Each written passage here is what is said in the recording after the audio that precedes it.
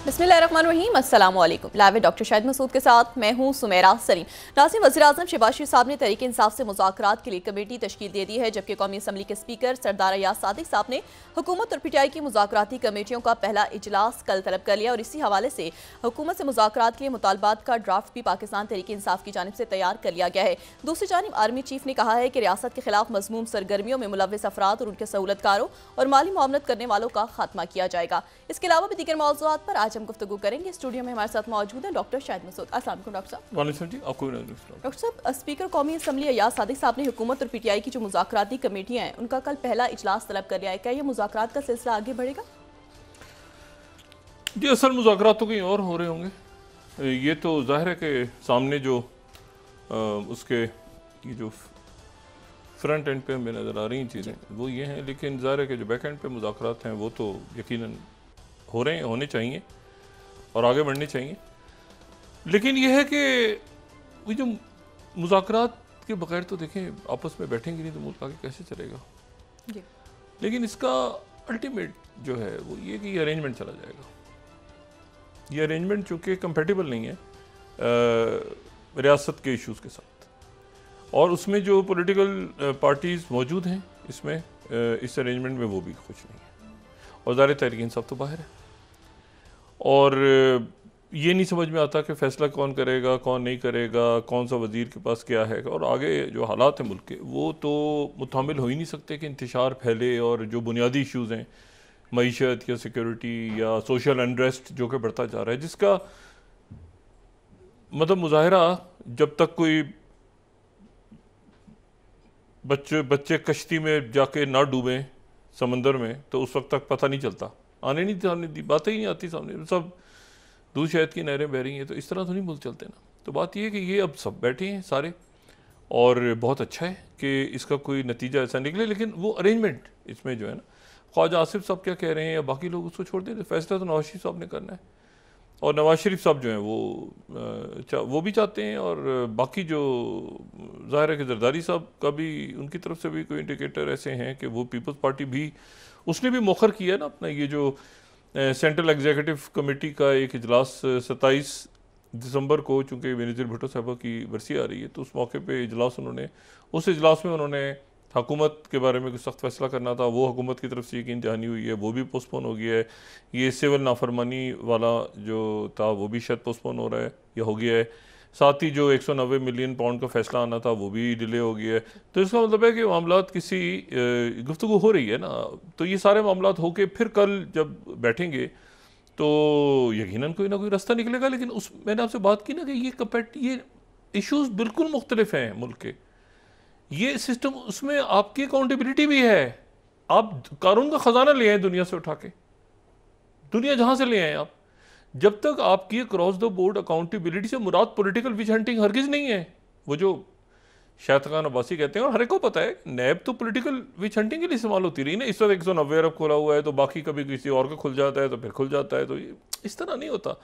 कभी उसमें IPP निकल आती है पार्टी, कभी कुछ निकल आता है, तो नहीं, आप एक मुल्क को एक प्रॉपर अंदाज में आगे लेके चलें, और उसमें जो है वो रिफॉर्म्स की ज़रूरत है। सारा का सारा तो मुल्क ठीक नहीं हो सकता एकदम, लेकिन कुछ तो बातें ऐसी हैं ना, बुनियादी मामलात जो कि रूल्स ऑफ द गेम्स तय करके आगे, और फिर उसके बाद मतलब आईनी अदालत, दूसरा बेंच, तो छठा बेंच, तो 5वें जज, पूरा मुल्क जो है इसको एक हम कर, और ये इसमें हो जाएगा। ये जो बैठेंगे ना सारे, अंसार अब्बासी साहब की स्टोरी लेकर आए ना कि अक्सर हुकूमती वज़रा बेखबर हैं इससे, सिर्फ एक शख्सियत जो है वो उनको इल्म है, वो बिल्कुल ठीक अंसार अब्बासी साहब की स्टोरी, इसके नवाज शरीफ साहब भी हक में, सब हक में है कि इससे मुल्क को आगे निकालें इन मामलात से। और जो तहरीक इंसाफ है वो किसी मेरे ख्याल से बानी या इमरान खान साहब जो हैं वो किसी यानी किसी कमज़ोरी की किन जगह से मुज़ाकरात में नहीं शरीक, ठीक है ना। वो भी एक अपने पूरे जो है पूरा जो स्टांस है उनका वो उसके साथ आए हैं, ये भी अपने स्टांस के साथ आ रहे हैं। अब ये बैठेंगे फिर उसमें कहाँ तक मामलात ऊपर नीचे ऐसे ही होता है हमेशा, तो वो करके फिर आगे निकलेंगे सारे के सारे। और निकलना चाहिए। और उसमें जो है वो अब कोई कुछ न मतलब कोई क्रॉसफायर में आ गए, इधर उधर लोग बीच में तो आ गए, लेकिन ये कि मुल्क को ने आगे चलना है ना, तो मुल्क आगे इंशाल्लाह निकल जाएगा, जल्दी निकलेगा। प्रेशर, दुनिया के हालात बड़े तेज़ी के साथ तब्दील हो रहे हैं। देखिए 24 घंटों में वो जो मैं ये बात कर रहा था ना कि यूरोप के अंदर मामलात और कौन से इत्तेहादी और कौन से ट्रंप इंतज़ामिया किस तरह आगे चलेगी दुनिया को लेके। दुनिया की देखें, चाइना तो इमर्ज हो रहा है ना, एक जगह ऐसे इमर्ज हो रहा है, लेकिन अमेरिका जो है वो सुपर पावर है, और चाइना जो है वो आगे तो बाद में कहीं बराबर, आगे पीछे ऐसे चाइना एक पैरेलल सिस्टम। लेकिन अमेरिका जो है वो जाहिर है कि उस चाइना की पॉलिसीज़ भी अमेरिका की पॉलिसीज़ में क्या चेंजेस आते हैं उससे वो भी लिंक होती है, क्योंकि वहाँ बाइडन है, ट्रंप है, क्या है क्या। अगर ट्रंप आइसोलेशन की तरफ जाएंगे अमेरिका को लेके, तो उसका नेट फ़ायदा शी जिनपिंग को होगा, प्रीमियर शी जिनपिंग को नेट फ़ायदा होगा। अगर वो अपने पूरी दुनिया से वो दुश्मनी भी करते हैं, जो अभी तक जिसके कोई इशारे नहीं मिल रहे।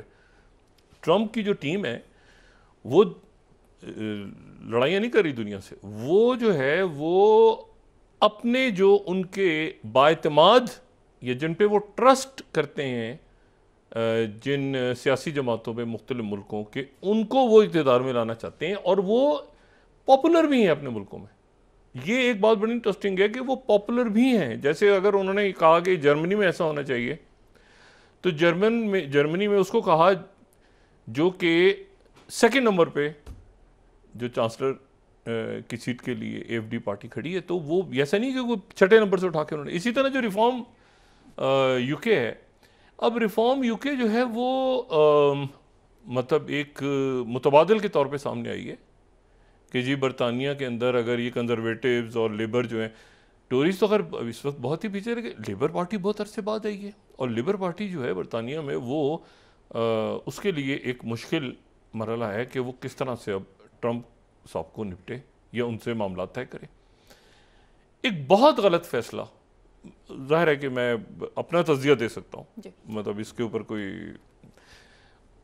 वो फैसला तो उन्होंने करना है, लेकिन मेरा ख्याल है कि एक बहुत गलत फैसला था जब बरतानिया ने ये किया कि हम ब्रेक्सिट का फैसला जो था कि वो यूरोप से निकल गए, EU से निकल गए, और EU से वो निकले तो उसमें उस वक्त वो उनका बहुत गलत फैसला था बरतानिया का।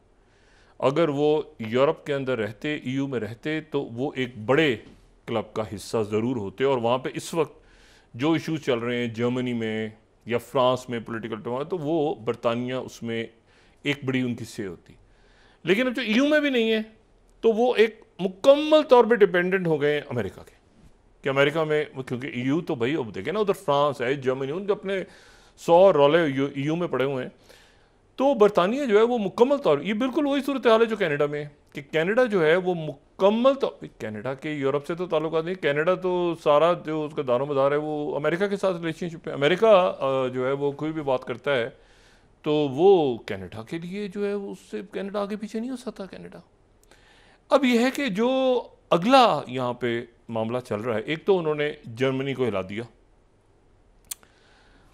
पहले, ठीक है ना, और उसके बाद जो है वो उन्होंने यूरोप से कह दिया कि आपने गैस नहीं खरीदनी। कतर से, कतर की तरफ से आज कहा गया है कि जी अगर जो है वो यूरोपीय यूनियन ने अगर मज़ीद कोई टैरिफ वगैरह आगे पीछे, वो पहले का भी कानून है तो वो लगाया, तो हम सारे मुआहदे जो हैं उनको अरसर नौ देख सकते हैं। कतर ने कह दिया।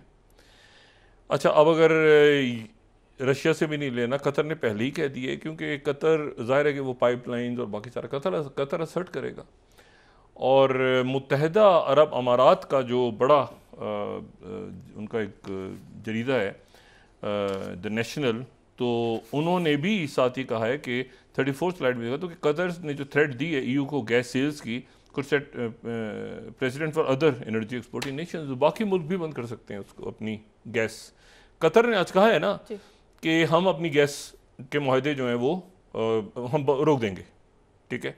तो साथ ही UAE ने कहा है कि दूसरे मुल्क भी जो है कतर के बाद गौर कर सकते हैं ईयू को अपनी गैस देना। तो ये अब यूरोप के लिए बहुत बड़ा एक क्राइसिस खड़ा हो रहा है ईयू के लिए। लेकिन मैं जो दूसरी बात कर रहा था वो ये है कि तरह बरतानिया को देखते हैं। देखें, एक साहब हैं पीटर मेंडलसन। ये हैं लॉर्ड पीटर मेंडलसन, बड़े ज़बरदस्त, यानी आप इनको इस तरह से देखें कि ये जो टोनी ब्लेयर जब आए थे, यानी ये लेबर पार्टी ने जब अरसर नौ टोनी ब्लेयर जब आए थे तो पॉपुलर थे, इंतहाई पॉपुलर थे। बाद में वो जब ये जंगों में गए बुश के साथ, तो फिर उसके बाद उन्होंने अपना सत्यानाश किया। टोनी ब्लेयर ने जब आए थे तो बहुत पॉपुलर थे, लेबर पार्टी को, न्यू लेबर, और बहुत एक, यानी आप समझें कि एक ज़बरदस्त उनकी शख्सियत थी टोनी ब्लेयर की, बहुत पॉपुलर थे।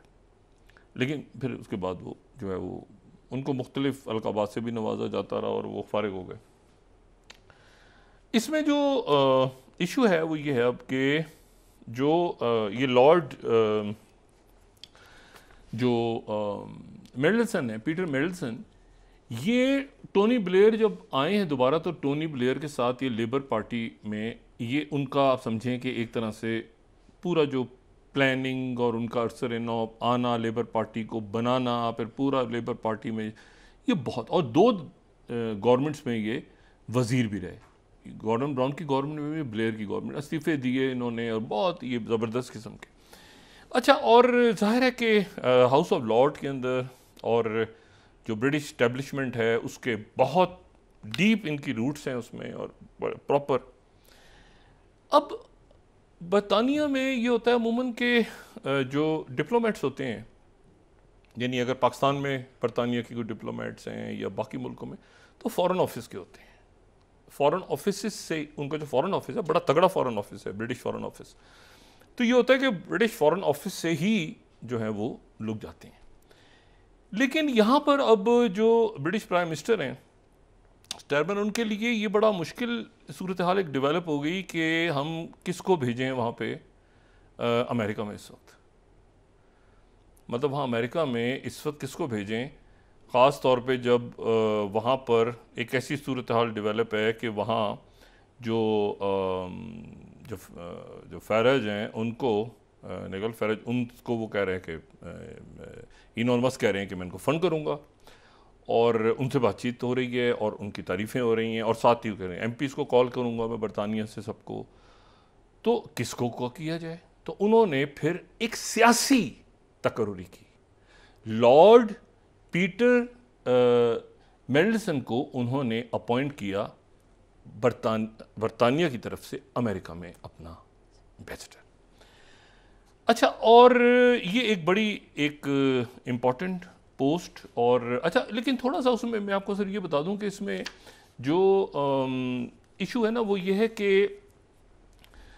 ये जो लॉर्ड पीटर मेंडलसन है, इनके कुछ मामलात ऐसे हैं जिसके ऊपर ये बहुत ज़्यादा जो ट्रंप टीम है उसके साथ इनके ख्यालात मिलते नहीं है बहुत ज़्यादा। अच्छा, हैं ये वही प्रॉपर, यानी होता है ना कि मीडिया में रहने वाले, सवालात का जवाब देने वाले, बड़े यानी ज़बरदस्त किस्म के यहाँ पे एक पॉलिटिशियन रहे लेबर पार्टी के। लेकिन एक तो सियासी तकर्री है, ये ध्यान में रखें कि ब्रिटेन ने सियासी तकर्री की, फॉरेन ऑफिस से नहीं, बल्कि अमेरिका में किसको भेजें, ट्रंप की टीम से कौन बात करेगा। तो उन्होंने इनको जो है वहाँ पे भेज दिया। अच्छा, डिसएग्रीमेंट्स इनके क्या रहे हैं कि एक तो ये कि ये जो ब्रिटेन, यूके, यानी यूके, ब्रिटेन और यूके, चाइना थिंक टैंक्स हैं, या जो उनका चैम्बर है, या जो उनका आप समझ लें कि जो फॉरेन ऑफिस के अंडर कोई, मेरे ख्याल से उनका कोई क्लब है या ऐसे कोई, तो यूके या ब्रिटेन, चाइना, उसका जो भी नाम है मेरे ध्यान में नहीं आ रहा, उसको 7 साल तक इन्होंने उसके ही सरबराह हैं। यानी ये चाइना के साथ जो है ये अच्छे ताल्लुक चाहते हैं। एक तो इनका ये पॉइंट ऑफ व्यू है, वहाँ चाइना हॉक्स बैठे हैं। दूसरी जो बात ये है, इसमें अहम बात ये है कि ये जो है ये माजी में ट्रंप के ऊपर तनकीद भी करते रहे हैं, ठीक है, और ट्रंप भूले नहीं है। अच्छा, इन्होंने अब जनाब वहाँ पर जो है वो अपना जो है वो ओहदा इनका मंजूर हो गया, और मंजूर होने के बाद जो है वो इन्होंने कहा कि मैं वहाँ पे जा रहा हूँ और वहाँ जाके जो है वो मैं अपना ओहदा संभाल रहा हूँ। वहाँ से मंजूरी हो गई सारी और अल्लाह खैर सल्ला तैयारियाँ वैयारियाँ शुरू हो गई और आगे जो है वो काम आगे बढ़ा। अब जो ट्रम्प की टीम है, ऐलान हो गया, अमेरिका बरतानिया का सफ़ीर जा, देखें दुनिया में कितना, यानी दो बड़ी ताकतें हैं, बरतानिया और अमेरिका। बरतानिया का सफ़ीर जा रहा है अमेरिका में, नॉमिनेशन हो गया, ऐलान हो गया, लॉर्ड पीटरमैन, वो मतलब 71-72 उनकी एज है और प्रॉपर वो कब से जनाब टोनी ब्लेयर के दौर से वो हुकूमतों का हिस्सा रहे हैं, मैंने कहा ना मिनिस्टर रहे हैं, पॉलिटिशियन है। अब जनाब उनके वहाँ पहुँचने से पहले जो ट्रम्प की कैंपेन के को मैनेजर हैं, बड़े एक करीब स्काई न्यूज़ 8 स्लाइड, वो कहते हैं लॉर्ड मेडल्सन एब्सोल्यूट मोरॉन है ये आदमी। जो बरतानिया का सफ़ीर आ रहा है अमेरिका में, उसको ट्रम्प की टीम का जो एक इंपॉर्टेंट को मैनेजर एब्सोल्यूट मोरॉन। अब ये उर्दू का तर्जुमा क्या होगा उसको छोड़ दें आप जनाब। अब सफ़ीर आ रहा है,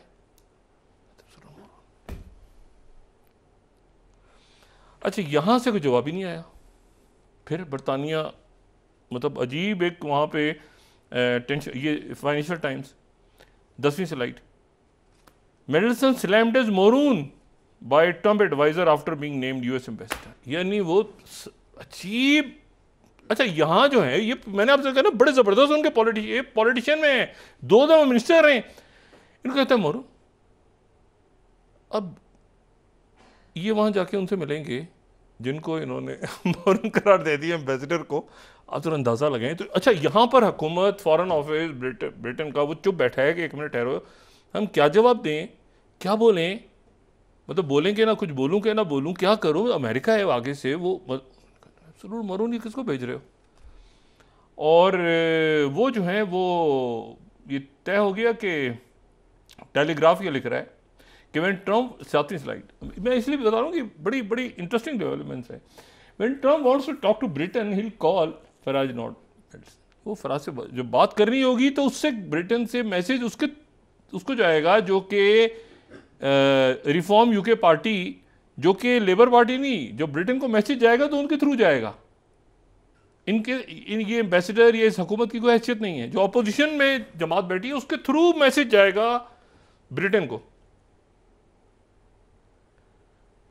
तो अब मुझे बताएं, ये लेबर पार्टी अब एक अजीब सी सूरत हाल है ना, कि मतलब एक आप जवाब ही नहीं दे पा रहे। आपके सफ़ीर को कह दिया उन्होंने कि एब्सोल्यूट मोरॉन।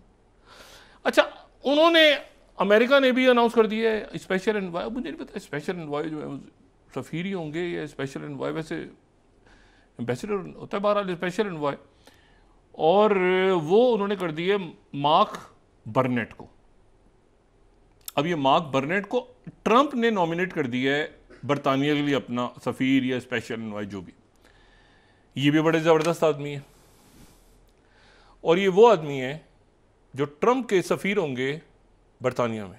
अब कितनी इंपॉर्टेंट बात है कि इन्होंने यहाँ से भेजा लॉर्ड अपना। लॉर्ड बड़ी ज़बरदस्त, हमारे मुल्क में आपको पता है लॉर्ड को क्या कहते थे? लाट साहब एक ज़माने में। यहाँ पे ये लाट साहब, ये लाट साहब का पुत्र है। वो लाट साहब एक्चुअली लॉर्ड ही होता थे। तो लॉर्ड जो है वो बड़ा ज़बरदस्त एक उनका एक बड़ा टाइटल है। इन्होंने भेजा लॉर्ड, उन्होंने कहा मरून। आगे से उन्होंने जो साहब भेजे हैं इधर, ये वो हैं जिन्होंने 2003-2004 में जब ट्रंप ने टीवी पे आके शो शुरू किया था अपना अप्रेंटिस के नाम से, तो उस शो के जो प्रोड्यूसर थे वो प्रोड्यूसर अब अमेरिका के बरतानिया में सफ़ीर होंगे। ट्रंप का जो शो प्रोड्यूस करते थे वो, अच्छा हैं बड़े ज़बरदस्त। वो ये जो है ना मार्क बर्नेट, ये हैं बड़े, इनको कई एमी अवार्ड्स मिले हुए हैं, बहुत सारे एमी अवार्ड्स मिले हैं, सब कुछ किया। और इन्होंने फिर ट्रंप को उस वक्त एक नया रंग रूप दिया आवाम के सामने। वो एक शो इन्होंने स्टार्ट किया, ठीक है, अप्रेंटिस के नाम से। और उसमें ये कि एरिक भी, और उसमें जो है वो उनके दूसरे अहले खाना भी ट्रंप के, वो आके बैठते थे सामने, जो है वो NBC पे शो चलता रहा, इसके मेरे ख्याल से 7-8 सीजन्स गए, और उसमें ये हुआ कि उसमें फिर वो $2.5 लाख का इनाम होता था, मुख्तलिफ बिजनेसमैन आते थे, उसमें हल्ला गुल्ला भी होता था। यानी ट्रम्प की जो टीवी अपीयरेंस थी, तो ट्रम्प को फिर लोगों के अंदर बड़ी मकबूलियत हासिल हुई। अच्छा, ट्रम्प ने इस दौरान जो है वो एक किताबें लिखी थी, आर्ट ऑफ डील, जिसका पहले भी हम जिक्र कर चुके हैं कि ट्रम्प ने किताब लिखी आर्ट ऑफ डील। अच्छा, ये जो साहब है ना, इनको तो मार्क बर्नेट को उन्होंने बरतानिया के लिए अपना खुसूसी, अच्छा ये हैं बरतानवी, ये अमेरिकन नहीं, ये हैं बरतानवी नेशनल ही हैं, लेकिन ये कि ये ज़ाहिर है अमेरिका में रहे हैं और मुल्कों में रहे, लेकिन ये बरतानिया में उनके, ये बरतानिया में होंगे और उधर जो है वो लॉर्ड होंगे।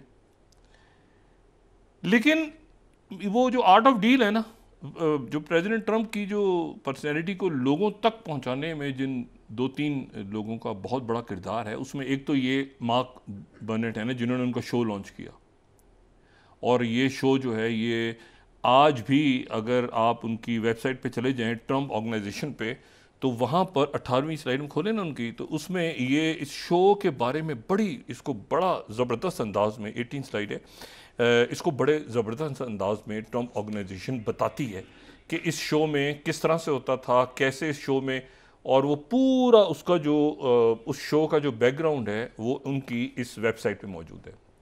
ये 2004 में कहते हैं कि ये जो है ये आया टीवी स्क्रीन्स पे, और ये जो है ये इसकी ज़बरदस्त हिस्टोरिकल रेटिंग्स थी, 41.5 मिलियन लोगों ने इसको देखा उस दिन सुपर बॉल में, सबसे ज़्यादा इसको देखा गया।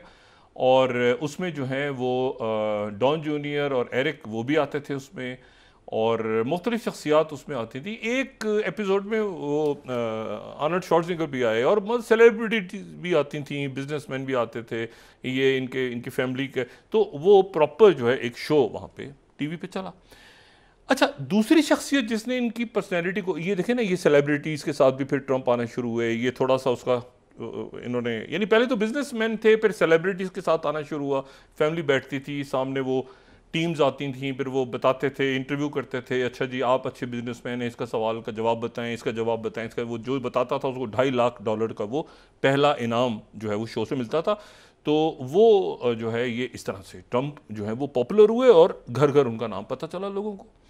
दूसरा जो था आर्ट ऑफ डील किताब जो आई, आर्ट ऑफ डील जो किताब छप के आई, तो लोगों ने तो सर धुनना शुरू कर दिया, क्योंकि ट्रम्प ने उसमें ऐसी कमाल की किताब है वो आर्ट ऑफ डील, कि अगर आपको पता, आप उसको पढ़ें उस किताब को, तो आप कहेंगे क्या किताब है, ज़बरदस्त किस्म की किताब है वो जो आर्ट ऑफ डील है। वो भी इनकी कोई 2003-4 में आ गई, और बजना बेस्ट सेलर हो गई, सब कुछ हो गया। लेकिन उसमें फिर जो टोनी श्वार्ट्ज थे, वो जो उस किताब के एक को ऑथर, छोटा सा नाम लिखा होता था, उन्होंने कहा कि असल में तो किताब का गोस्ट राइटर मैं हूँ, ये तो ट्रम्प ने किताब नहीं लिखी, ये तो मैंने लिखी। वो सामने आ गए, उन्होंने फटा डाल दिया। फटा डालने के बाद वो सामने आए, और न्यूयॉर्क टाइम्स की 15वीं स्लाइड उन्होंने कहा कि I was Trump's ghost writer, new biopic gets most, बच्चा ये सारा फटा पड़ गया। उसके बाद 2016 में ही न्यूयॉर्क, ये भी स्टोरी है ना, ये बहुत बड़ी कहानी वहाँ पे चल रही है कि जी वो ट्रम्प को उसने न्यूयॉर्कर ने फिर लिखा, Donald Trump threatens the ghost writer of art of deal, और ये सारा फिर 7वीं स्लाइड उसने कहा कि ट्रम्प जो है वो सिविलाइजेशन का खात्मा कर देगा। मतलब फड्डा बहुत ज़्यादा बढ़ गया, बहुत शदीद जो है ना, इसमें इनकी लड़ाई बहुत ज़्यादा हो गई। तो वो उसने फिर अभी ये जो टोनी श्वार्ट्ज थे, ये पिछले अभी जो इलेक्शन हुआ उसमें ये मुकम्मल तौर पे चले गए थे कैमला हैरिस की तरफ कि ट्रम्प ना जीत जाए, ट्रम्प ना जीत जाए, ट्रम्प ना जीत जाए, मुझे अमेरिका छोड़ना पड़ेगा, ट्रम्प मुझे नहीं छोड़ेगा, ये नहीं करेगा, वो नहीं करेगा। लेकिन ये हुआ कि वो ट्रम्प आ गए। तो एक, लेकिन वो जो जिसने किताब लिखी वो तो उसका तो पता नहीं मुझे क्या होगा, ये जो बयाना देता रहा है ये जो टोनी श्वार्ट्ज है, लेकिन जिसने वो टीवी का ड्रामा, वो जो टीवी का सीज़न, उसके 8-9 सीजन में से 7 सीजन में ये डोनाल्ड ट्रम्प आए थे, उसको प्रोड्यूस किया, और ज़बरदस्त इनको ब्रांड, वो अब अमेरिका के बरतानिया में सफ़ीर होंगे। यहाँ से जो लॉर्ड साहब जाएंगे उनको उन्होंने कह दिया था उन्होंने, अच्छा अब आगे मामला दोनों मुल्कों के कैसे चलते हैं, लेकिन अब आप जवाब ही ना दें, अमेरिका की तरफ से आपके सफ़ीर को कह दिया जाए, हुकूमत जवाब ही ना दे पाए आगे से, तो वो फिर अजीब वहाँ पे एक मामला शुरू हो जाए। भी कल को आप वहाँ पे प्राइम मिनिस्टर किसी को कुछ कह दें तो आगे से जवाब तो जाना ज़रूरी है ना, लेकिन अब ये फंस गए हैं सारे मुल्क के, हम कैसे जवाब दें वहाँ पे, तो वो अब एक मामला है जो बड़ा अजीब सा है। अच्छा, वो जो नेजुल फिराज उन्होंने भी मुबारकबाद दी है ना लॉर्ड साहब को। उन्होंने कहा कि कोई मसला नहीं, मैं आपके मामला तय करवा दूंगा। अमेरिका में अभी उन्होंने ठीक है मुरन कह दिया, आपको 2-4 और शायद आपको सुना दी जाए बातें, लेकिन फिर आप आ जाएँ वहाँ पे तो मैं आपको ट्रंप की टीम से आपकी इस्लाम दुआ करवा दूंगा। तो ये बड़ी बड़ी एम्बेरसिंग पोजीशन है, बरतानिया के लिए बड़ी एम्बेरसिंग पोजीशन है। अच्छा, दूसरा जो मामला है वो ये है कि उधर टर्मोइल है, यूरोप में टर्मोइल है बहुत ज़्यादा। यूरोप इस वक्त बड़ा मजबूत यूरोप, क्योंकि देखिए एक बात ज़हन में रखनी चाहिए हमें, और बड़ी इंपॉर्टेंट बात है। डोनाल्ड ट्रंप जो है ना, वो डोनाल्ड ट्रंप ये फ़ौजें यहाँ से चली गई ना, मशरिक़ वस्ता से फ़ौजें चली गई, और हम बात करते रह गए जी फ़ौजें चली गई हैं, क्यों चली गई हैं, इनको रुकना चाहिए था। कोई अमेरिका में कह रहा है कि जी अच्छा जी वो चाहते हैं कि चाइना की तरफ फ़ौजें जाएं और ये जाएं। ये जो इस वक्त जो कुछ हो रहा है ना सीरिया में, ठीक है, ये बात जहन में रखें कि डोनाल्ड ट्रंप जो हैं वो कभी नहीं चाहते थे कि सीरिया से अमेरिकी फ़ौज जाए। ये जो वहाँ से अचानक 900 से 2000 फ़ौजी निकलाए हैं ना, ये जो अचानक उन्होंने कहा है ना 900 नहीं, वो तो ओहो ये 2000 ही थे, पहले से ही 2000 थे। ऐसा नहीं था, ये ट्रंप के आने से पहले पहले जो है ना उधर बाइडेन इंतजामिया भी अपने हटो बचो में लगी हुई है। ठीक है, जैसे उन्होंने पाकिस्तान में बयान एक दागा है, तो ये अभी तो बाइडेन इंतजामिया ने दागा है ना, ये जो न्यूक्लियर के हवाले में, ट्रंप के आने से पहले वो क्या हटो बचो अपनी जान बचाओ। ट्रंप कभी भी नहीं चाहते थे कि सीरिया से फौज निकले। ये बड़ी इंटरेस्टिंग बात है, मतलब आगे हम जब इसको, लेकिन ये मैं आपको ये बात बता दूं, सिर्फ ट्रंप सीरिया में फौज रखना चाहते थे, और वो कहते थे कि अब उनको कहा अबू बकर बगदादी मर गए तो अब क्यों फौज रख रहे हैं। उन्होंने कहा नहीं, ऑयल, सीरिया में ऑयल के लिए हमें सीधा, देखिए ट्रंप की बात कम, वो कोई ये 2 नंबरी बीच में नहीं है कि ये ऐसे है फलाना जमहूरियत लानी है फलाना, ना। उसने कहा सीरिया में जो ऑयल है हमें वो चाहिए, और उसके लिए हमें फौज चाहिए। और मैं यहाँ पे कोट कर रहा हूँ, सबसे पहले तो 2019 का न्यूयॉर्कर, ठीक है, मीडिया में जाहिर है कि बड़ी तनकीद हुई, Trump's baffling plan to play Syria's oil. फिर उसके बाद Associated Press, Trump's okay is widers oil Syria's oil raising legal questions. फिर उसके बाद 23rd, ट्रम्प सेज कि US left troops in Syria only for the oil. ये दाइश वाइश छोड़ दे कहानी है, टोपी ड्रामे, लेकिन ट्रंप बात सीधी करता है स्टेट, बिल्कुल। उसने कहा ऑयल के लिए रखना है भाई, appearing to contradict Pentagon. Pentagon कह रहा था हमें वहां पे दहशतगर्द हैं, दाइश है, उसने कहा, ट्रंप ने कहा नहीं भाई ऑयल ऑयल पेंटागन कहानियां डाल रहा है वहां पे, अलहदगी पसंद दहशतगर्द तंजीमें जगह, लेकिन उसने कहा ऑयल सीरिया में रखो ऑयल के लिए। अच्छा, अब इशू ये है सारा कि ये, अच्छा अब जनाब फौजें अचानक निकल के आ गई वहाँ पे, हुकूमत गिरी, बशर अल असद की, वहाँ से 900 से 2000 फौजी बरामद हो गए। उन्होंने कहा तो पहले से थे। पहले से कहाँ थे भाई? वो सारे लोग कह रहे हैं आपके तो 900 थे, उन्होंने कहा नहीं पहले से थे, बहुत बहुत दिनों से तो यहीं थे, ट्रंप के दौर से हमने हटाए नहीं, तो ट्रंप आ रहे हैं कोई बात नहीं, 2000 ही थे। सब अपना अपना जो है ना वो किबला दुरुस्त कर रही है, उनकी इस्टेब्लिशमेंट भी, क्योंकि ये ट्रंप जहन में रखें कि ट्रंप सीरिया के ऑयल की वजह से, इसको जहन में रखें। आगे जब हम इसको डिस्कस करेंगे कमिंग डेज में, तो जहन में रखें कि ऑयल का मामला, गैस का मामला, कतर की पाइपलाइन, ईरान की पाइपलाइन, टर्की की पाइपलाइन, ये सारा एक बहुत बड़ा खेल है रीजन में, और ट्रंप चाहते थे कि यहाँ अमेरिकन फौज रहे ऑयल की वजह से। अच्छा, अब आप 2 मिनट, हम 2-3 मिनट और ले लें अगर इस पर बात करके, फिर हम या वक्फे पे जाएं या बात कर लें, इसको कंप्लीट करते हैं इस अब आ जाए यूक्रेन पे। यूक्रेन की क्या जंग है? यूक्रेन की एक तो है ना नेटो आ गया, नेटो की फोर्स है वो अपनी जगह मौजूद है। यूक्रेन जो है वो दुनिया के चंद बड़े ज़खायर जो कि रेयर अर्थ मिनरल्स के हैं, चाहे वो एनरिच यूरेनियम हो, एनरिच तो नहीं, यानी यूरेनियम हो, लिथियम हो, ये सारे जो रेयर अर्थ मिनरल्स हैं, उनके जो ज़खायर हैं दुनिया में सबसे बड़े, उन ज़खायर में से एक जो ज़ख़ीरा है वो है यूक्रेन में, ठीक है। और अगर हम where in the world are the rare earth को देखें, ये हम सेकंड स्लाइड को, तो इसमें हमें सबसे ज़्यादा तो चाइना में नज़र आ रहे हैं, फिर वियतनाम में है बहुत ज़्यादा, इंडिया में है, ब्राज़ील में है, लेकिन जो रशिया में है वो पोर्शन है जो कि यूक्रेन के पास है, ठीक है। और इसमें ख़ास तौर पे जो गैडोलिनियम है वो तो चाइना से आता है, उस चाइना के पास बहुत ज़्यादा है, फिर सीरियम बहुत ज़्यादा है, फिर स्कैंडियम बहुत ज़्यादा है, इर्बियम, ये सारे वो हैं रेयर अर्थ मिनरल्स जो कि जिनकी ज़रूरत है। ये अगर हम इसका ये थर्ड में भी देखें ना तो हमें रशिया, इसमें अमेरिका बहुत छोटा, थोड़ा सा अमेरिका नज़र आ रहा है, कनाडा में है, ज़्यादा चाइना में है, और फिर वियतनाम और रशिया, ये है रेयर अर्थ मिनरल्स। अच्छा, अब इसमें इशू क्या है? इशू ये है कि 26 ट्रिलियन, बिलियन नहीं, ट्रिलियन, 26 ट्रिलियन डॉलर्स के रेयर अर्थ मिनरल्स के ज़खायर हैं यूक्रेन में, जिनके लिए लड़ाई, एक तो है ना नेटो इधर आ जाए, फौज आ जाए, लेकिन रेयर अर्थ मिनरल्स की, जैसे सीरिया में अब दाइश आ जाए, फलां आ जाए, ऑयल, ठीक है।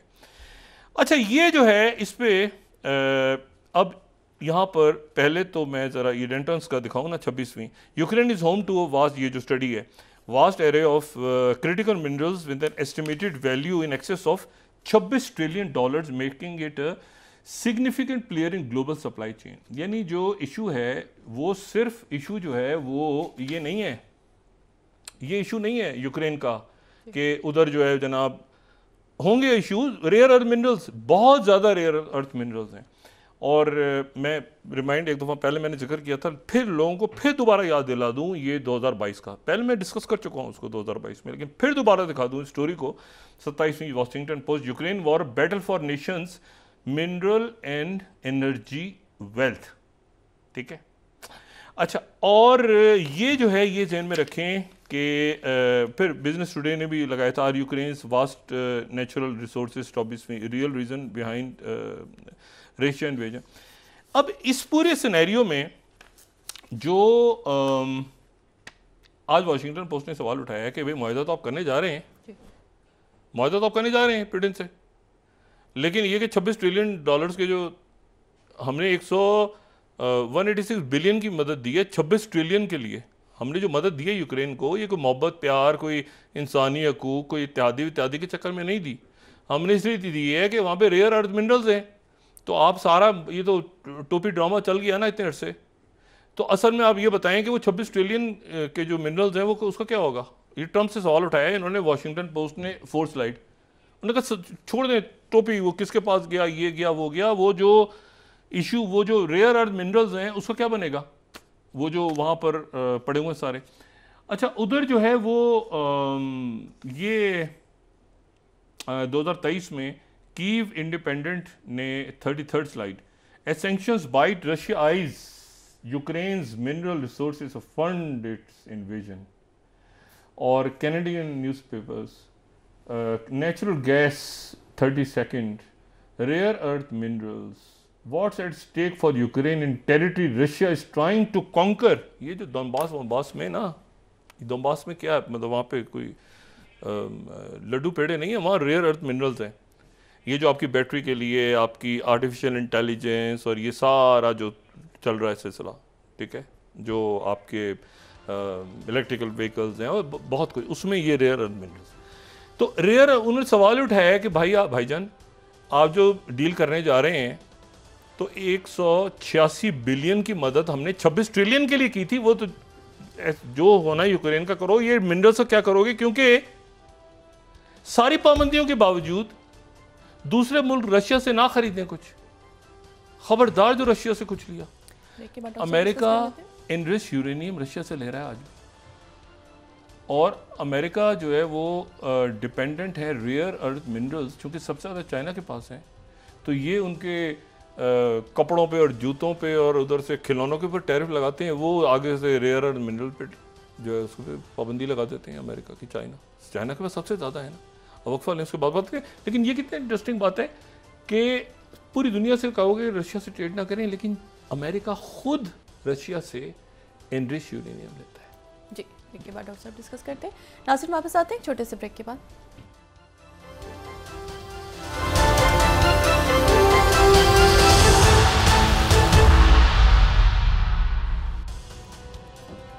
वेलकम बैक नाज़रीन। डॉक्टर साहब, पाकिस्तान तहरीक इंसाफ ने सिविल नाफरमानी से मुतल्लिक जो अमली इकदाम थे उनको भी फिलहाल रोक दिया। सब रोका हुआ है। ये ज़ाहिर है कि मुज़ाकरात आगे बढ़ेंगे और बढ़ने चाहिए, उसके बाद चीज़ सामने आएंगी। मैं आपको सिर्फ ये बताऊं कि ज़रा वहाँ से यूरोप में इस वक्त एक सियासी अदम इस्तेकाम अरूज पे है, और वो जो वाक़या पेश आया जर्मनी में टेररिज्म का, बहुत अफसोसनाक, बहुत सैड इंसिडेंट जो पेश आया, तो सऊदी अरेबिया की इंटेलिजेंस सर्विसेज ने जर्मन्स को बहुत दफ़ा कहा था कि ये इस बंदे को वापस भेजें, लेकिन जर्मन इंटेलिजेंस ने, ज़ाहिर है कि वो जो लगा हुआ था वहाँ पे, वो जो जिसने वहाँ पे ये जो टेररिज्म की है वहाँ पे उसको अरेस्ट किया हुआ है, तो ये सऊदी इंटेलिजेंस ने उनको कहा था कि इस बंदे को वापस आप हमारे वाले करें। एक तो ये बात बड़ी, दूसरा ये कि यहाँ पर बड़े इंटरेस्टिंग डेवलपमेंट्स हो रही हैं, और वो हो रही हैं मिडिल ईस्ट में, अकॉर्डिंग टू यूरोपियंस में। मिडिल ईस्ट कहते हुए अजीब सा लगता है, बहरहाल हमारे तो मगरिब में है ना सारा इलाका। बहरहाल वहाँ पर दो तीन वाक़यात हुए। पहली बात तो यह है कि जो गज़ा का सीज़फायर है वो किसी वक्त भी मुमकिन है। तेज़ी के साथ उस पर बात हो रही है, और वो ज़ाहिर है कि उस पर ट्रंप ने कहा था कि आने से पहले पहले ये सारे मामलात हल करके मेरे सामने आने चाहिए। तो अब ये है कि वो जो कॉरिडोर था दरमियान में, नज़म कॉरिडोर गज़ा में, उससे भी विड्रॉ करने में बड़ी हद तक इसराइल अपनी फ़ौज को तैयार हो गया, और उसके साथ ही थोड़ा बहुत इस वक्त चूँ चाँ चल रही है इसराइल की तरफ से ये फिलाडेल्फी कॉरिडोर पे, उस पर भी गालिबन वो पीछे हट जाएगा गालिबन।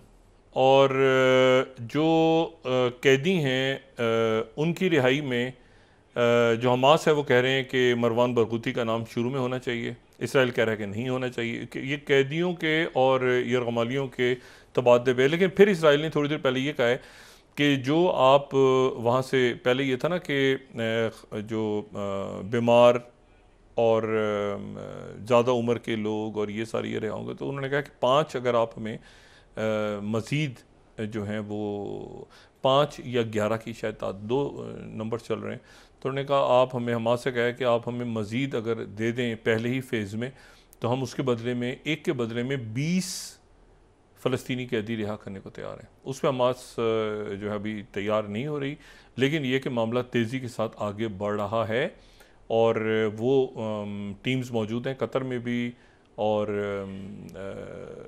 कायरो में भी, और बाकी जो ममालिक हैं वहाँ पर भी मौजूद हैं, और वो तेज़ी से मामला आगे बढ़ रहा है सीज़ फायर का। BBC कह रहा है कि 90% हो गया है। BBC ने असल में आज ये खबर दी है, जो 39 कोट कर देते हैं, Gaza ceasefire talks 90% complete, Palestine officials ने बताया। क्योंकि मैंने आपसे कहा ना कि वो इस पर असल बात है, मरवान बरगूती पे इसराइल तैयार नहीं हो रहा। अच्छा, हमास भी शायद इस वक्त जो है, क्योंकि अच्छा इसमें ये भी हो गया कि बीच में नहीं होंगे, रफ़ा क्रॉसिंग खुल जाएगी, इमदाद जाएगी सारी, लेकिन वो इतना उसमें, मतलब शायद इस वक्त जो है, ये सनवर ने लेकिन ये कहा हुआ था कि पहले नंबर पे मरवान बरगूती है। तो अब देखते हैं कि क्या मरवान बरगूती पे, लेकिन हमास के लोग इस वक्त जो है वो इसमें ज़्यादा इंटरेस्टेड हैं कि वो इसराइल की फ़ौज पीछे हट जाए और ये गज़ा खोले, ताकि दुनिया दाखिल तो हो ना, तो देखे तो सही कि हुआ क्या है, क्या हुआ, क्या क़यामत ढाई है। और ये जाहिर है कि ये एक बहुत बड़ी चार्जशीट होगी। मुझे नहीं पता आगे क्या होता है, ये ट्रंप क्या करते हैं इसराइल के साथ, लेकिन इतनी बड़ी चार्जशीट होगी, ये पूरी की पूरी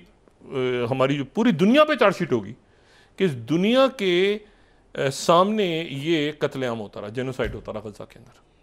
तो मरवान बरगूती पहले फेज़ में आते हैं, नहीं आते, जो मेरी दिलचस्पी, गज़ा खुले तो मीडिया जाए, दुनिया जाए, डॉक्टर्स जाएँ, लोग जाएँ वहाँ पे, लोग बीमार, बच्चे ज़ख्मी, लाशें, क्या हालात हैं वो जाके देखें।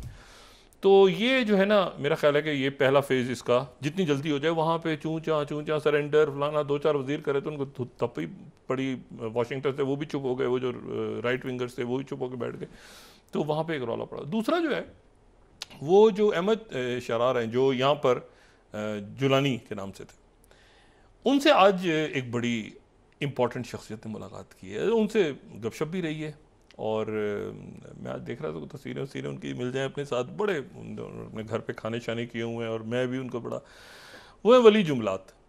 ये वली जुमलात जो हैं, ये लेबनान में जब भी जाना हुआ इतने अरसे में, कल इनके साथ कोई पिक्चर्स वगैरह मैं शेयर करूँगा, वली जुमलात जो वो होस्ट करते थे हमेशा अपने घर पे, और वो पाकिस्तान से भी बहुत सारे लोगों को जानते थे, बहुत सारे पाकिस्तान से वो इसका पूछते थे, उसका पूछते थे, कई सफारतकारों का पूछते थे, कई पॉलिटिशियंस का पूछते थे वली जुमलात। तो बड़े पुराने, और ये दुरूज़ हैं, और ये जो हैं ये कमांडर रहे हैं। दुरूज़ जो आप समझ लें कि जो फोर्स थी उसके ही कमांडर थे जब खाना जंगी हो रही थी, लेकिन ये हरकतुल अमल के साथ थे, हरकतुल अमल के साथ थे। बाद में हिजबुल्लाह के साथ भी ये रहे, 2000 तक ये हिजबुल्लाह के साथ रहे, जब तक हाफिजुल असद जिंदा थे। रफ़ीक हरीरी की कैबिनेट के मेंबर थे। लेकिन ये हुआ कि ये जो है ये उसके, और जुमलात फैमिली बड़ी ज़बरदस्त है। ये जुमलात फैमिली जो है ये, इनके जो वालिद हैं कमाल जुमलात, वो 1977 वो बड़े करीब थे यासिर अरफात के और PLO के, फ़लस्तीनियों के बहुत करीब थे।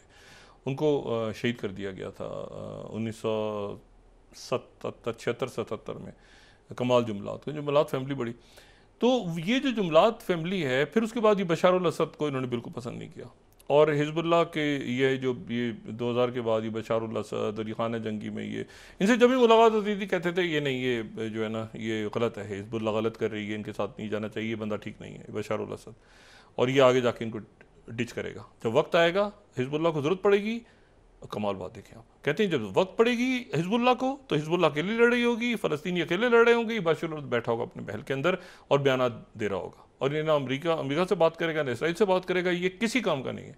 ये वली जुमलात कहते थे।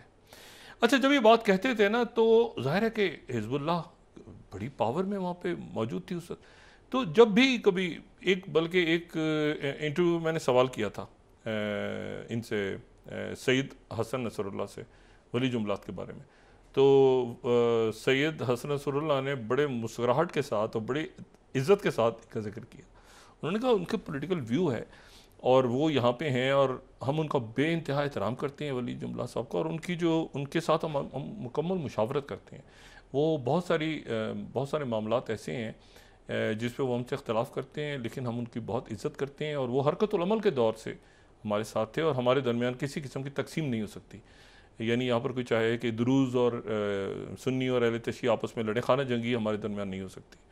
और ये बहुत इज़्ज़त करते थे हिजबुल्लाह के, अभी भी लोग इज़्ज़त करते हैं। तो इनको कभी कोई सिक्योरिटी का इशू नहीं हुआ, कुछ नहीं हुआ। ये मतलब मैंने कहा ये आए हैं सीरिया, और सीरिया में आके ये मिले हैं अहमद शरार से, इनकी मुलाकात हुई है, क्योंकि दुरूज़ का जो इशू, जो दुरूज़ मिल गए ना इसराइल के साथ, ये वो हैं, इन्होंने आके कहा है कि ये मैं दुरूज़, ये जो प्रॉपर दुरूज़ है ना लेबनान के अंदर उस इलाके में, वो दुरूज़ अगर कोई लीडर किसी को समझते हैं ना अपना, तो वली जुमलात को समझते हैं, वली जुमलात कमाल जुमला। इन्होंने आके हमें शरारत से कहा है कि ये जो गोलान की पहाड़ियों पे दुरूज़ बैठ गए आके, अच्छा वो जो दुरूज़ उधर बैठे हैं ना वो इनको सुनते हैं, वो किसी को नतन्याहू के आगे नहीं, ये कमाल जुमलात उनके हीरो हैं। उन्होंने कहा कि मैं अभी उधर भी जाऊँगा और मैं ज़रा, लेकिन वहाँ इसराइली चूँकि बैठे हैं, अच्छा इसराइल इनके पीछे लगा हुआ है, इनकी तो असैसिनेशन की अटैम्प्ट्स हो चुकी हैं, काफ़ी इनकी एज हो गई है, 75-76 साल है। तो इन्होंने कहा है कि ये तुम छुड़ाओगे या बाद में हम छुड़ाएं खुद इसराइल के कब्जे से, और मैं तो तुम्हें मुबारकबाद देने आया हूँ, तुम्हें पता है बशारुल असद अच्छा हुआ तुम आ गए हो यहाँ पे और तुम गुलान से हो, ये वो सारा।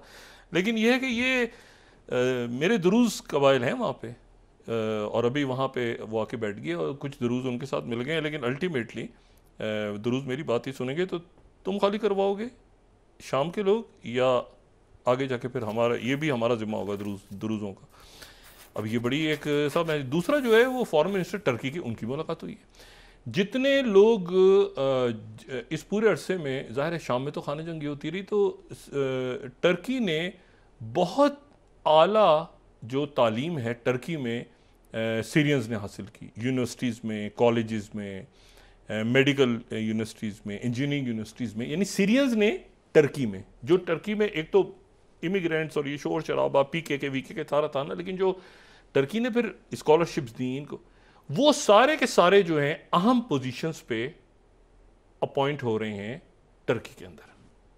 यानी अब टर्की में जो ये जो, यानी आप ये इस तरह समझें कि जो अहमद शरार हैं ये अभी तो वो एक खिचड़ी से पकी हुई है ना, लेकिन अल्टीमेटली रशिया, टर्की, इन मुल्कों से वो बाहर निकल के वो इसराइल के हाथ नहीं लगेगा। ये मतलब टर्की जो है, मतलब टर्की है, तो वो ओहदे उन्होंने अहम पोजीशन संभालनी शुरू कर दी हैं।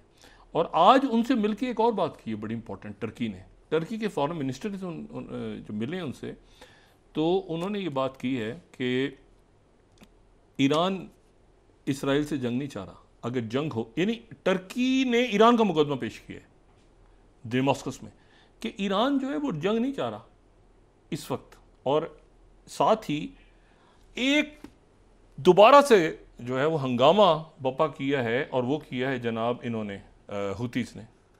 और हुतीज़ ने किया है, हुतीज़ कह रहे हैं कि हमने गिरा दिया है, लेकिन जो मैं सेंटकॉम की देख रहा हूँ 50 स्लाइड हम दिखा सकें, सेंटकॉम ने एयर स्ट्राइक्स किए ईरान बैक्ड हुतीज़ मिसाइल स्टोरेज पे और कंट्रोल फैसिलिटीज़ के ऊपर यमन में, और वो वहाँ पर अगर हम ये दिखा सकें 50 स्लाइड, सेंटकॉम का जो स्टेटमेंट है वो ये कह रहे हैं कि दरमियान में कहीं पर जो है वो फ्रेंडली फायर हुआ है, और फ्रेंडली फायर के नतीजे में ये अगर हम दिखा सकें, ये एक तो ये है कि उन्होंने स्टोरेज फैसिलिटीज़ को हिट किया 21 तारीख को, और दूसरा जो है वो इसी दौरान जो है वो कहीं उनका ये सारा होते फिर एक उसमें एक लाइन शायद और भी है दरमियान में कि during the operation CENTCOM forces also shot down multiple हुतीज one way attack. अच्छा, ये सारा होता रहा, ये होता रहा, ये उन्होंने वो कहीं दरमियान में इसमें इस पूरे फड्डे में ये यूएस एयरफोर्स नेवी ने किया स्ट्राइक रिटेलिएट सेंटकॉम ऑनगोइंग। अच्छा, ये सारा कुछ हुआ लेकिन दरमियान में कुछ ऐसा हुआ है कि वो फ्रेंडली फायर एक जहाज़ ने दूसरे जहाज़ को टपका दी है, यानी वो पायलट्स तो उनके महफूज हैं, वो एक ने दूसरे जहाज़ को, दो जहाज़ों ने एक दूसरे पे फायर कर दी है। ये बीबीसी जो कोट कर रहा है कि US war plane shot down in Red Sea friendly fire, लेकिन हुतीज़ कह रहे हैं कि हमने गिराए, हुतीज़ कह रहे हैं हमने गिराया, इसमें कोई कैजुअल्टी नहीं हुई, लेकिन हुतीज़ कह रहे हैं कि हमने गिराया इसको। और मैं इनकी महर उनको कोट कर देते हैं, यमन सेज के 8 attack US carrier with 8 missile and 17 drones, यानी यूएस कैरियर को भी, और साथ ही वो कह रहे हैं कि हमने जो है वो यहाँ पे। अच्छा, तो अब ये बड़ी एक अजीब सी बात है कि वो वहाँ पर अमेरिकन ने स्ट्राइक की, पहले इसराइल ने की थी, जवाब उन्होंने दिया हुतीज़ ने तल अवीव पे, अब उन्होंने अमेरिकन पे अटैक किया, अमेरिकन ने जवाब में किया, वो कह रहे हैं कि वो फ्रेंडली फायर के तहत बीबीसी कह रहा है वॉर प्लेन गिरा, वो कह रहे हैं हमने गिराया है। बहरहाल ये एक फड्डा जो है, और ये जो है ये CTV अगर मैं दिखाऊँ 47th, तो 2 US navy pilot shot down over Red Sea in apparent friendly fire incident US military says. अब इशू ये है कि और DWP कह रहा है pilot shot down by friendly fire, वो कह रहे हैं हमने गिराया है, वो कह रहे हैं फ्रेंडली फायर से फटा पड़ा हुआ है। तो इशू ये सारा। अच्छा, वो जो मैंने बात की थी ना, उसके मैं रेफरेंस दे जाऊँ कि अमेरिका भी सारी तिजारत बहने यूरेनियम रशिया से लेता है, और ये इन्होंने थोड़े दिन पहले ज़्यादा बात की तो रशिया ने 28 स्लाइड, रशिया ने यूरेनियम के ऊपर पाबंदी लगा दी, और उसके नतीजे में यूरेनियम की कीमतें बढ़ गई अमेरिका में। ये 28 और 29 स्लाइड्स देखें, रशिया से अमेरिका यूरेनियम लेता है, और इसीलिए ये 15 नवंबर, अभी 15 नवंबर 2024 की खबर है, रशिया ने पाबंदी लगा दी अमेरिका पे, यानी ऑयल कोई ना खरीदे, यूरेनियम अमेरिका ले रहा था, वो कीमतें शूट कर गई। अब आप देखें, और अमेरिका जो है वो चाइना से जो है वो रेयर अर्थ मिनरल लेता है, तो उधर से बहुत सारी पाबंदियां लग जाती हैं। वो आगे से न्यूयॉर्क टाइम्स देखेंगे, ये भी अभी चंद रोज पहले का, China ban rare earth mineral export to US, क्योंकि वो जवाब में थोड़ा सा जो है वो लगा, ये भी 15 नवंबर का, ये भी ठीक है ना, ये भी अभी चंद रोज पहले वो बहुत सारी पाबंदियां लगाते हैं ये रेयर अर्थ मिनरल। अब रेयर अर्थ मिनरल में कैसे हम खुद कफील हों, इसके लिए फटा पड़ा हुआ है यूक्रेन में, जंग छिड़ी थी पूरी यूक्रेन में। छोड़ देना नेटो मेंबर आगे पीछे, वो तो है ही ना, लेकिन ये कि वो जो डोंबास में वहाँ पे जो ज़खायर हैं उस पर आ गया रशिया। अब अमेरिका के लोग वहाँ पे कह रहे हैं कि भाईजान ये 26 ट्रिलियन का, इसके लिए हमने 186 बिलियन खर्च किए हैं कि 26 ट्रिलियन का हमारे पास आ जाएगा रेयर अर्थ मिनरल, तो उसकी तो बात करो पुतिन से। अच्छा, पुतिन आके बैठ गए हैं, सारे इलाके डोंबास के जहाँ जहाँ मिनरल्स हैं ना, रेयर अर्थ मिनरल्स, पुतिन वहाँ मूव कर रहे हैं। ये छोड़ दें किस इलाका, कितना इलाका, जहाँ पर रेयर अर्थ मिनरल्स हैं वहाँ पुतिन टेकफुली कब्जा कर रहे हैं। तो ये चाहे सीरिया हो, चाहे इराक हो, चाहे यूक्रेन हो, चाहे जो भी हो, सामने जो भी टोपी ड्रामे होते रहें, पीछे कहीं ना कहीं ऑयल एंड गैस और अब रेयर अर्थ मिनरल्स का खेल जरूर निकल के सामने आता है। जी, बहुत शुक्रिया डॉक्टर साहब। नाज़रीन, के साथ आज का प्रोग्राम अपने इख्तिताम को पहुंचा। मुझे स्मेरा सलीम को इजाज़त दीजिए। अल्लाह निगहबान। अपने दोस्तों रिश्तेदारों को के लोगों का सब ख्याल रखिएगा। अल्लाह हाफिज़।